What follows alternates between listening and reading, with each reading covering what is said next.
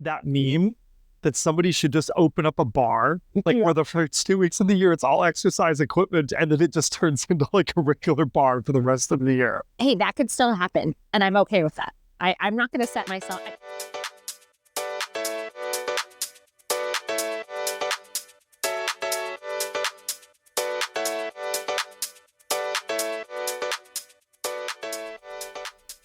We tried this before, right? Like we tried doing a podcast before, and it just, I don't know, it didn't feel natural. By the way, we're two realtors having lunch. My name's Stephen Meade. And you are? Sarah. You don't even have to leave the camera. You can if you want to. I don't even know if we'll use the video. Maybe this will just be an audio only feed. We'll have to see the audio quality if we'll do that. But I don't know. I think a lot of the conversations that happen that we've had over lunch over the years, we know each other a few years now, have been pretty awesome. And, it's so weird when you talk, like, when you talk to other agents, right? I love this time of year because this is like everybody's like goal setting. Is this time of year? Life and business. All right. What were your goals? Which ones? Life and business or both? Pick one of each. Okay. Business, obviously, to have a better year than last year, but more importantly, maintaining better working relationships with other agents. Yeah. I feel like I already do a decent job. I was going to say, is that a problem? I know, like, even having lunch with you or like having lunch with other agents, just like making more connections. I feel like in the past few years, we've been so busy with work that we kind of forget, we text, we talk, we don't like do the face-to-face stuff.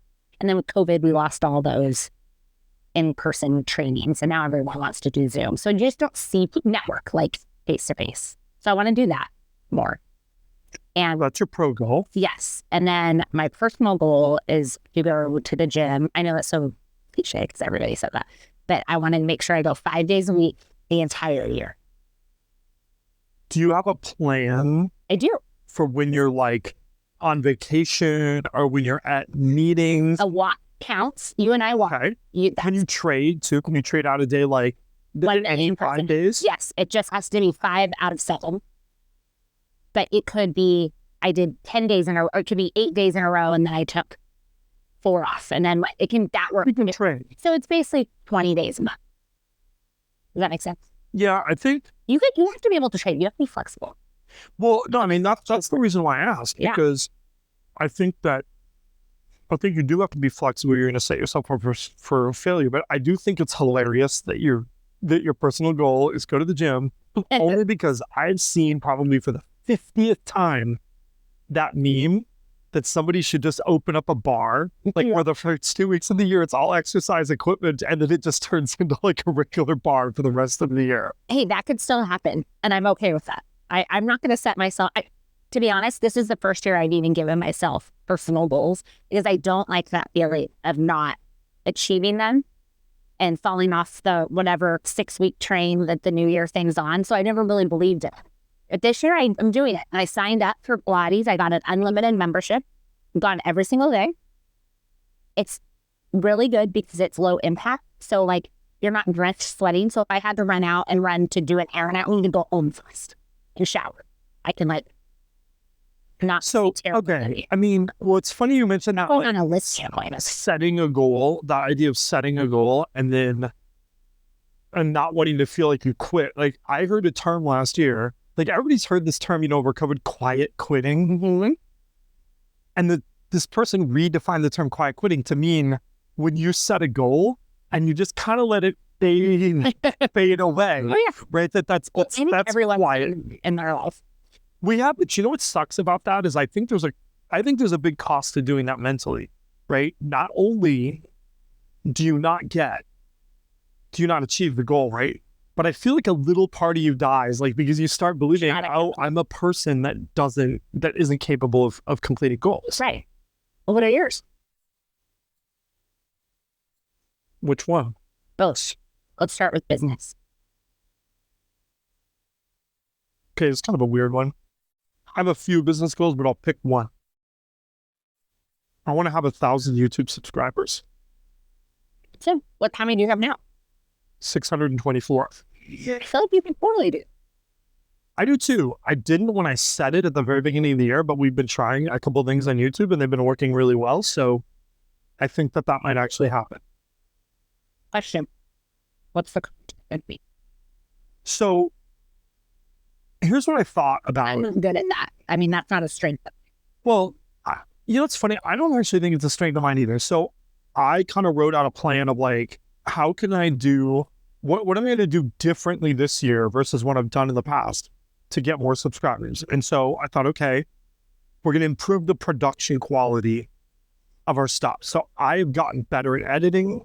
I think like the last... yourself? Yeah, for now. I think we've gotten like the production quality Well, up. please. So my daughter, so I have an hour every day after school that she calls me. I think I've told you this. Is that terrible? No, it's not. But When you're old, you're gonna like love it that your kids still call you. But when I'm working and I get like 6 missed calls, I'm like, "Are you alive? Like, obviously you're alive. You're calling me. But like, did you get in an accident?" And I'm literally like, "Are you calling?" And then I'll call her back. I'll be, "Excuse me, my client." Instead, I call my daughter. She's called me 6 times. I'll go talk to her. She's like, "What are you doing?" And I'm like, "Well, if I didn't answer her call in the 6 missed calls, clearly I'm working." And she's like, "Oh, what's for dinner?" "Oh, You know what? Okay. it for me." No, okay. What am I- So this like touches a little bit of a nerve, right? And my partner does this. He'll be like, "Oh yeah, I pre-ordered like Minnie, the dog's medication. It'll be ready tomorrow, so just go pick it up." Yeah. Like, oh yes, I'm just sitting at home waiting to run errands. Like, I think There's a dog. I think there's this perception that people in real estate don't really have jobs. And here's the sad part. I know. Sure. The sad part is, I think for a lot of agents, that might kind of be true. Okay, right? I mean, this is going to sound horrible, but like, I think a lot of agents don't treat this like a profession, right? So I started off asking like, "Oh, what's your business goal? What's your personal goal?" Like, I mean, I do goal setting sessions.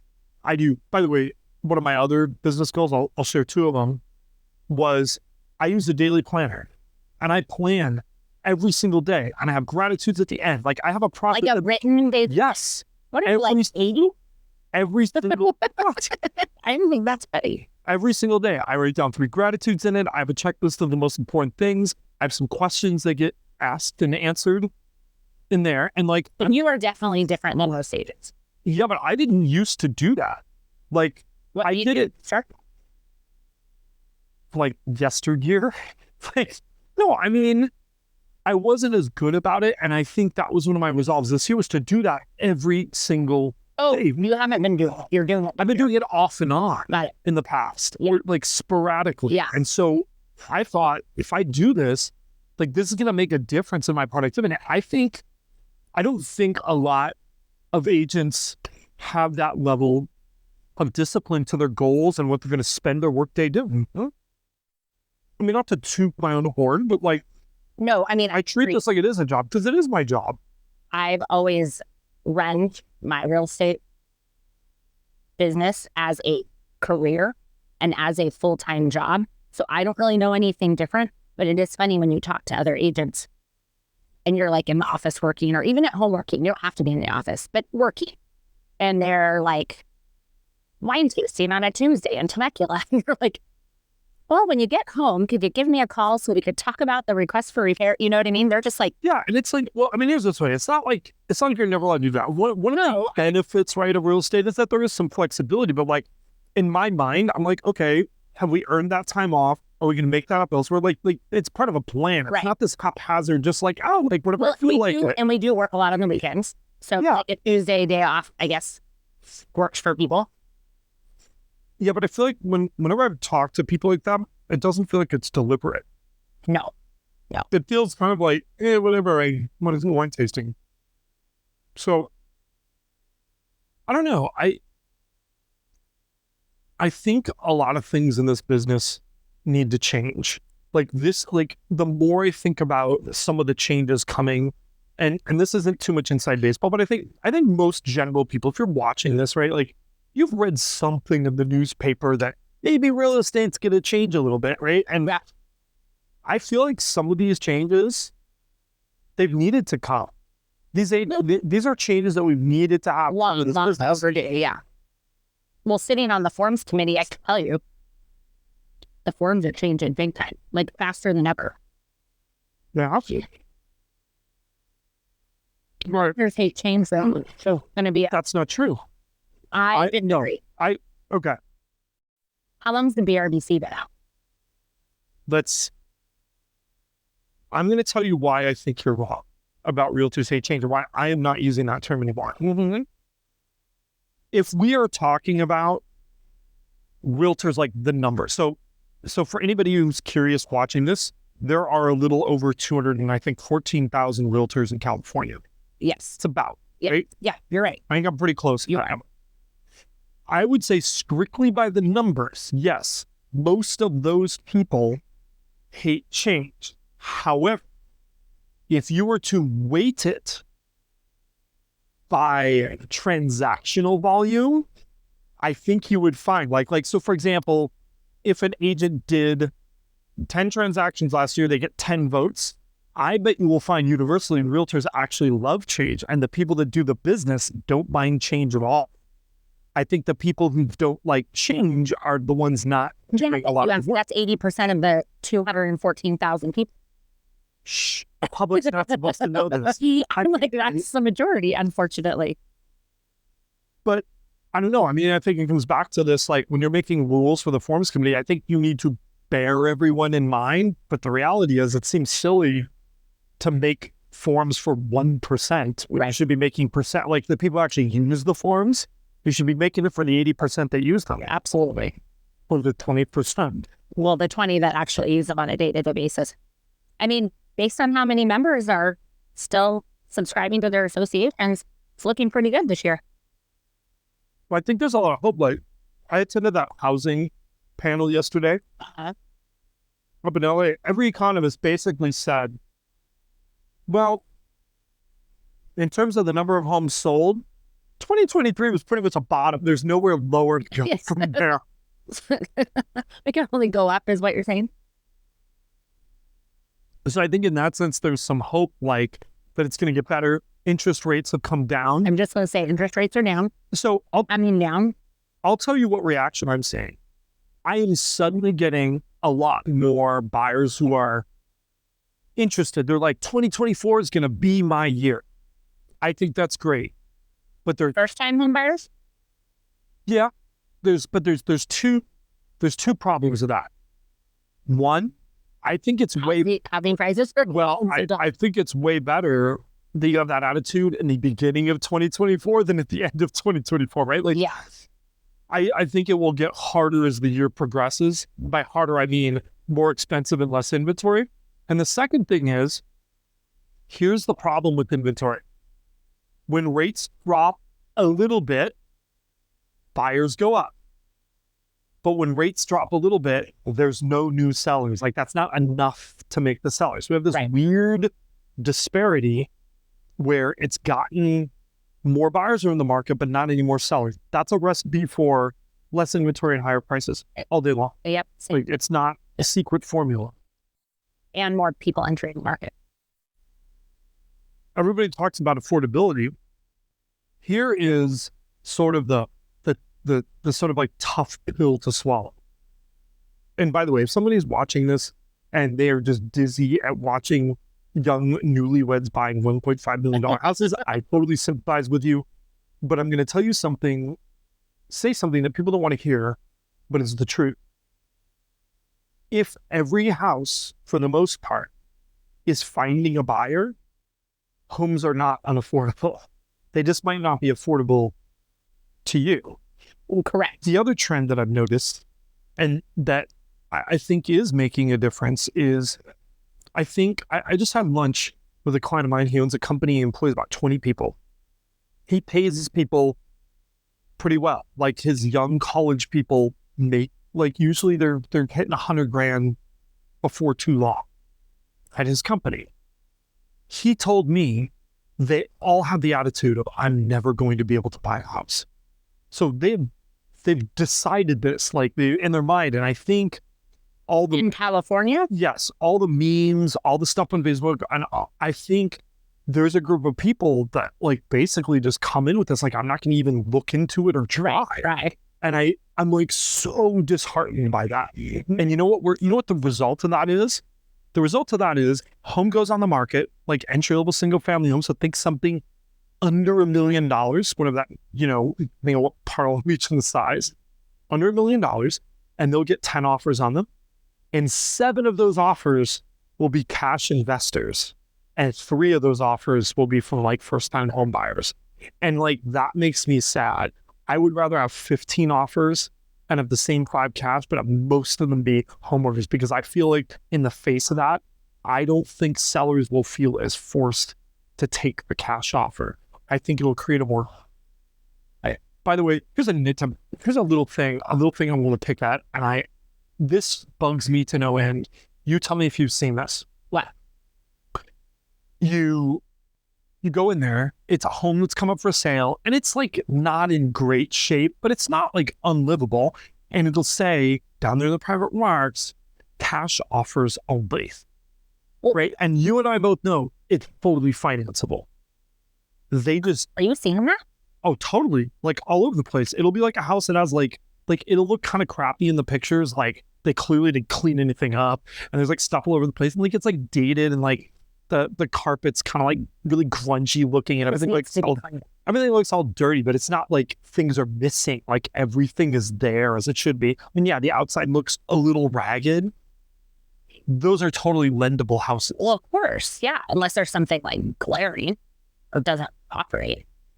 Or there's even then you can have a lot. But see, what I find more frustrating is when we're showing property and it's not turnkey, but it doesn't have to be. It's just more original, and it's a great property. And those preserved are like clean, right? Like you could still move in and it works. What do buyers think about that? They don't like it, and they want like HGTV, like completely move-in ready and done. And I'm like, that is $300,000 or $400,000 more than what this property is, and you can't afford it. And then they're like, well, we'll just wait. Well, okay. So I see that too, like a lot. And that was going to be my next argument was these people that make $100,000, they could totally get into a condo within a 30-minute commute of my friend's company's office. Totally possible. In California. Yeah. Right? Literally like paradise, like for the most, right? Yeah. And so, but they don't want to do that because in their mind, either they think, well, at this age, my parents were looking at single family homes in Lake Forest. Well, guess what? Lake Forest was the end of the earth 30 years ago when your parents bought a house, right? 20 years ago. Okay.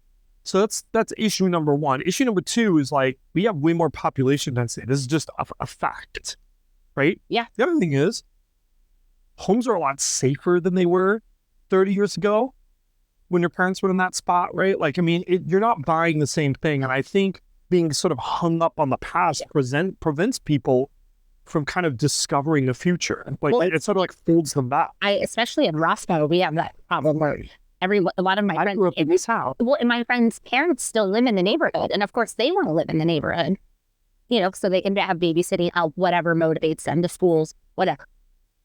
The parents are like, we paid $30,000 for a house in Rossmore, and their kids are paying for the smaller, all original $1.4 to $2 million for the same house. And it's just they Look, can't wrap, the parents can't even wrap. No, I mean, I get that it like that it sucks, right? Like, I mean, it does. Like, I don't want to diminish that for anybody, but I also think like, hey, you can sit and be upset about the cards on the table, or you can play your hand to the best of your abilities. And it's always those memes though, right? Grandma's house was this, my house was this. Welcome to like real estate, owning and investing in real estate. It was a great investment. Look at what their neighborhood has done. So here's something else like that, that I think it's not so much that it bothers me, but it concerns me. I think there's an illusion. So when somebody says, we're just going to wait, I think in their mind, they're like, oh, I don't have to do anything. The situation I have now, I can just ride that until I'm ready to make a choice. But that's not the way it works. Right. In fact, the real way it works even if you don't do anything, where are you going to end up? You're not going to end up in 10 years. It's not going to be the same. Your rent's going to be higher. The homes are going to be more expensive. Like, And guess what? Your friend who did buy a house now has $600,000 in equity, and you're sitting with nothing but higher rent. I honestly lose sleep over this. Like, I worry for these people. I know. I did 3 out of, I'm more of a listing agent, you know that. And we listed 17 homes this year and we listed, but we only had 3 buy. So I had 3 buyers and 17 listings because everyone went out of state. How old were your sellers? 50. Our age. No way. Close enough. But Wait a minute. Like 50s, like to 60s, like pre-grandchildren. Yeah, but here's what's crazy about that. The economics don't really work for that anymore. And here's the reason why. In California, we have Prop 13. Better for worse, it's what we have. And one of the things that you get with Prop 13 is that if you are in your 50s and you bought that house for, let's say, $600,000, and you sell that house for $1.3 million, your tax assessment was under $700,000 for that house. So you were underpaying on already, by the way, property tax in California, about $1.25%. Already at the low end, so you were 1.25% of basically half the value of the house. So really your tax rate was like 0.6. But what they're doing, they don't care because then they're going to buy a house the same price as basically what they paid for their house 20 years prior. Yes. Although taxes are higher in some states. Let's use Texas for an example. Houses aren't cheap in Texas anymore. They're not 600. Okay. They're like mid-70s. Well, it depends where you're purchasing. A client who is moving from Rossmore and expects, how do I say this, like in a way that's not going to sound wrong, expects people in the same economic bracket as they experienced while here, they are having to spend a lot of money in Texas. My clients in El Dorado just sold their home for $1,390 and bought a home there for $650, brand new, custom built, and like twice the size of their house here, and paid cash. So they just have the property taxes too. Which go up every year there. So not only is it like 2%, but it assesses to market every year. What temperature is it in? Their daughter moved there too. So they probably that's the one thing that I have been seeing. So I have been seeing the kids move out of state and the grandparents are like, well, this is where the grandkids are going. We don't care what it costs. Like at that point, it's not an economic decision. Yesterday, my pickleball instructor said, Sarah, when's the market going to crash? And I literally laughed out loud. And I was like, never. Like, we literally live in Southern freaking California. We have a housing crisis. We don't have enough inventory. It's not going anywhere. Limited inventory, like, trying to explain this to people, though, is so frustrating. I mean, it's easy for us to explain. They can't wrap their head around it. And I don't understand what makes them think it's going to crash because their parents bought a house in 2011, maybe. Because this is young people. There's a lot of educated young people. There's a lot of PTSD out there, I think, still from the Great Recession. Yeah. Because maybe they were kids then, right? And they remember like having to move out of their house in the middle of the night because it got foreclosed on. Like that's their memory growing up of homeowners. Well, I try to remember what it was like during that time, because you and I were selling real estate during that period. It was crazy. Like, I mean, you saw families losing everything. It was very smart. You saw things like dogs left behind that hadn't been fed for a week. And like, I mean, you saw terrible things. Clothing, like it was awful. Like I remember having to clean people's houses, like getting Holloway companies to have to come in and before we started, because I would usually sold them to an investor. I mean, it was sad. And so I think you might be right about the PTSD. I never thought of that before. Yeah, if you were in, okay. Oh, and by the way, I'm taking my broker exam right now, and I just finished all the classes, and there's 3 chapters just on the Great Recession from 2008. Wow. It's a whole thing. I actually meant to text. I'm actually kind of like impressed that that's in there. Like that's actually useful information. Yeah, and there was a whole about the market in 2020 to 2022. There's a whole nother COVID section. Yeah, I mean, shocking. I know. I was kind of. I was like, hey, way to go! Like, CAR or licensing, whoever's in charge of writing those. But I was like, TRE. I learned. oh, GRE. I was pretty impressed. Wow, that is interesting to me. I think people want to look for the pattern, right? They want to be like, oh, well, this was just like blah, blah, blah time period. But that's not. Sometimes you can learn lessons from the past, but if you expect things to just repeat, right? It's. You have to learn and change. Well, I mean, like, look, will there be a time potentially when the market is different? Possibly. Is it in the immediate future? No. Is it in the foreseeable future? No. Yeah. And it functionally comes down to we have done everything possible in the state to not build enough houses. Yeah. So it is a confluence. Problem for 30 years ago. Yeah, we weren't building enough then, and the problem got worse. Like, we actually, even then, they said we're not building enough. We're building half as many houses as we built then. Didn't Leslie Appleton Young predict this like 25 years ago? I feel like I remember reading that. By the way, was it she our chief? She was. Yeah. Chief economist for the California Association of Realtors, and a very, very smart lady. And look where we're at. Yeah, exactly what we predicted. But I mean, I think it was, here's the problem with housing at the end of the day. If you were to put it up to a public election, who wants to upzone, which means to take land that was only suitable for single family homes and increase it, and you would take a vote in any community in California, just about anyone, they will vote that down every single time. The fact is, what people want is new houses to be built somewhere. Yeah, just not in their back. Just not anywhere near them. There's a girl I played pickleball anyways. She works for, I think it's Lyman Homes. I can't remember. And she sent me an email the other day, just letting her know there's a new condo project. And I'm like, oh, will it be affordable? She's like, well, it's in Anaheim, and I just want to let you know about it because I think like you might have buyers for it. And I'm like, is it affordable? She's like, well, they're going to start at $950,000. And I'm like, you're okay. Thank you so much. $950,000 plus an HOA fee. An increasing HOA. Yeah.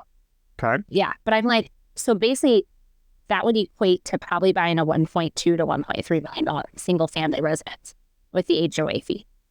I mean, they're building these places with amenities. Do you know why they're building this? Given the cost of land, given the cost of construction, the labor, and then the materials, you cannot be profitable building anything less expensive than that.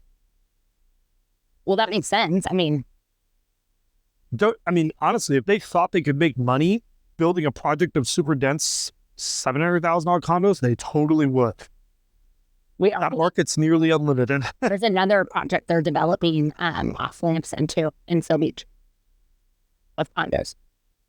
But it's maybe Seal Beach. But you know what's funny? I mean, here's the other thing that I heard yesterday at this economics panel up in LA. We have this weird situation where we know we need more density, but really when it comes down to it, we love single family homes. Yeah. And nobody wants to really give that up. I've seen a couple of projects. I'll probably insert this into the video because I have some graphics to do it. I have some pictures. This is a project that was built by Newtown Development Corporation in Tempe, Arizona.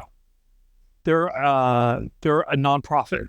So they have a community land trust that buys up parcels of land and then develops them for affordable housing. They built on I forget the size of the lot, but it wasn't very big, 13 600 square foot detached homes that have little yards. Did you send this to me? Did I? I don't know why, but I feel like I just saw that. I think it was it as well. You just post it on I did post it. Okay, I saw it on Facebook. And I thought that was very cool. So, and it makes me wonder, okay, so that achieves the density goal, but it also gives people kind of that feeling of ownership, some outdoor space. Yeah. I wonder, why are we not doing more projects like these? Why is nobody trying to develop these? Is that sort of a middle ground between the single families that everybody says they want, but that nobody can actually afford to buy it? Raising a family in 600 square feet.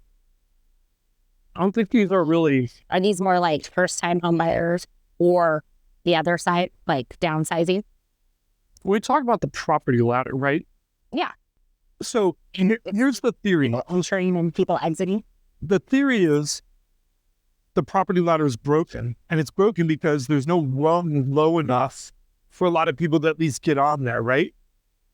This isn't intended to be somebody's third house that they bought. This is the way for them to go from, this is Tempe, Arizona. Well, how expensive do you think one-bedroom apartments are there? Kind of expensive, right? It's near Arizona State. One-bedroom apartments are approaching $2,000 a month.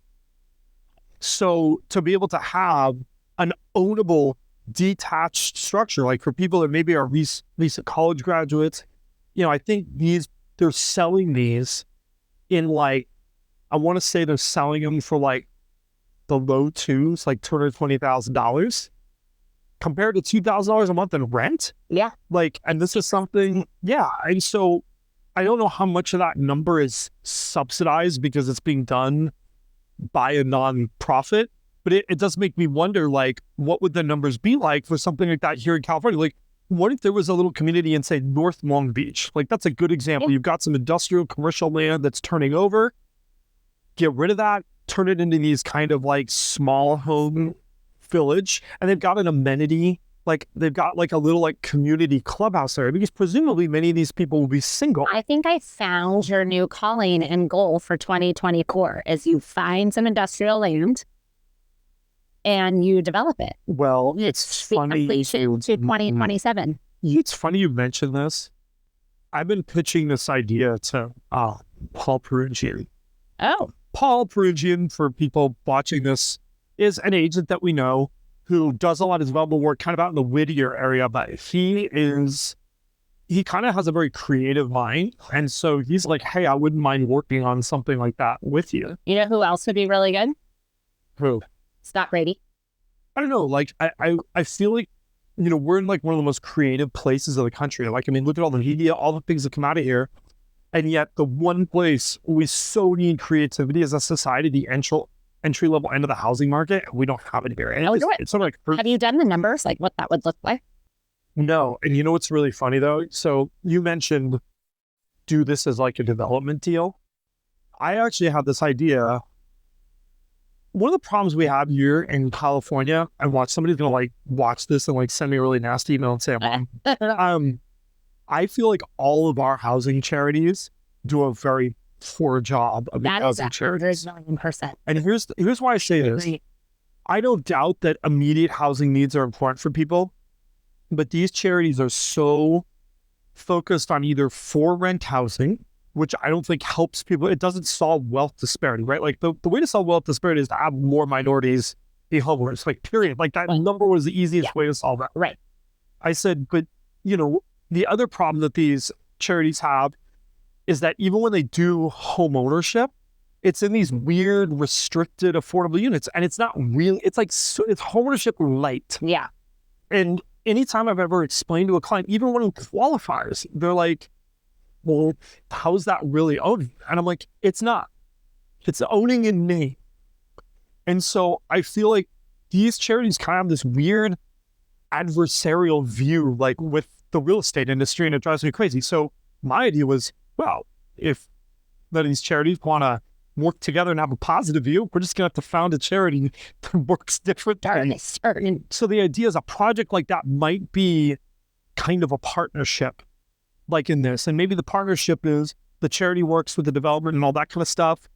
We then work with the charity to sell them. We give people a portion of the, we do it and reduce commission, giving some people a little bit. And it's kind of a symbiotic type of an endeavor, in this. I think there's a couple ways to work this out where it could be a sort of beneficial relationship. Here's something else. I was going to save this for another one of these, but I found this out. This just always never sat right with me. For people watching this, there's a thing called HUD, housing. If you're still with it, well, we don't know what we're going to have. HUD is Department of Housing and Urban Development, and they sponsor a lot of nonprofits to do something called homeownership counseling. And you can go through training and obtain, it's called a HUD, Housing Counselor Certificate, right? Have you done this? I'm getting to that. I feel like every realtor that wants to work with first-time home buyers should obtain this certificate. This is a great training, right? Like to put in there. I looked into the training and guess what? I am ineligible to obtain the certificate. They will only do the training and give the certificate to people employed by a nonprofit. What? Why? Yeah. Charge me $75 for the course and the thing, and I'm happy to pay it to do because I think it's an important thing to have. So it's like crazy to me that I can't obtain a housing job counseling certificate. Yeah, but then your certificate's not valid once you leave there. Like it has to be like it's such a weird thing. Like why would you just it's like they did everything with their hands tied behind their back. Yeah, it's like this weird like there's the industry and then there's the nonprofits and like they're evil and hate each other. And I'm like, why does it have to be that way? It doesn't have to be that way. I think that's a good place to end. We could talk more about that later. I hope you had fun. I had a great time and this was delicious. I know it's delicious. Highly recommend Northern Cafe. Northern Cafe here in Long Beach on 2nd Street, Belmont Shore. Let me ask you this. If I'm going to put you on the spot. Okay. If somebody watches this and they like both of us, would you work with me on a client? Like, would you share a client with me? Would I? Yeah. Absolutely. I would too. Perfect. But you know the answer to that. I mean, I thought I knew the answer, but I wanted to make sure. So if anybody's watching this and they think that we're cool, they'd like to work with us in this kind of Southern California, Long Beachy area, you can work with both of us, right? Two for one. 2 for 1. And on that bombshell, I think we're done.